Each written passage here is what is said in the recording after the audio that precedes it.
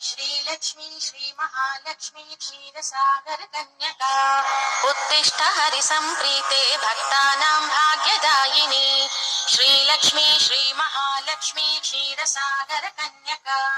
उत्तिष्ठ हरिसम्प्रीते भक्तानां भाग्यदायिनी उत्तिष्ठोत्तिष्ठ श्रीलक्ष्मी विष्णुवक्षस्थलालये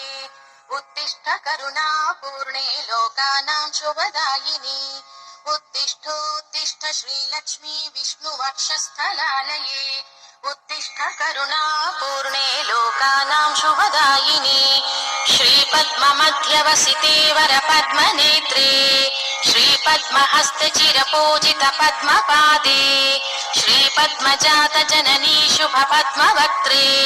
श्रीलक्ष्मी भक्तवरदे तव सुप्रभातम्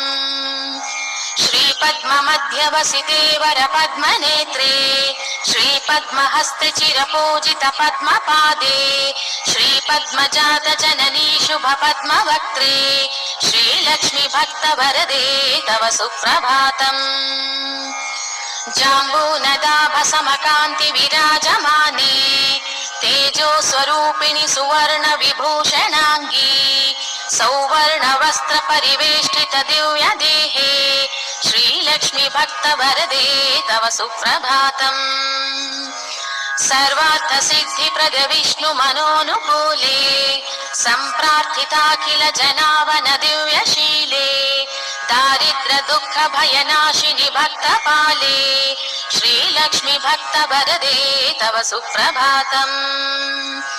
सर्वार्थ सिद्धि प्रद विष्णु मनोनुकूले सम्प्रार्थिताखिल जनावन दिव्यशीले दारिद्र्य दुःख भयनाशिनि भक्तपाले श्रीलक्ष्मी भक्तवरदे तव सुप्रभातम् चन्द्रानुजे कमलकोमल गर्भजाते चन्द्रार्कवह्नि नयने शुभचन्द्रवक्त्रे हे चन्द्रिका समसुशीतल मन्दहासे श्रीलक्ष्मी भक्तवरदे तव सुप्रभातम्